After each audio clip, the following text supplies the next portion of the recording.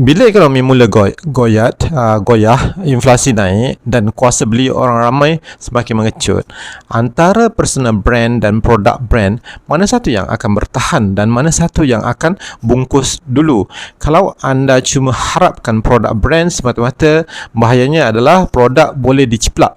Bila pesaing keluarkan produk yang sama tapi harga jauh lebih murah, pelanggan anda akan lari sekelip mata. Sebab apa? Sebab diorang tak ada sebarang ikatan emosi dengan kotak atau botol ni.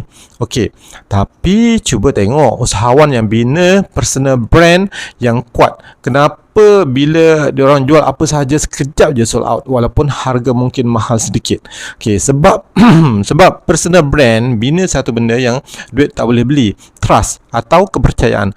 Orang beli sebab diorang kenal, diorang suka dan percaya pada siapa yang menjual, bukan sekadar apa yang dijual.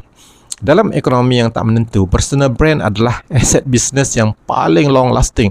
Okay, pesaing boleh cantas harga anda, pesaing boleh tiru marketing anda, tapi diorang tak boleh tiru karakter dan pengalaman anda. Kalau produk A gagal hari ini, esok anda jual produk B, follower anda akan tetap support. Okay, kesimpulannya, jangan asyik menyorok di belakang logo syarikat.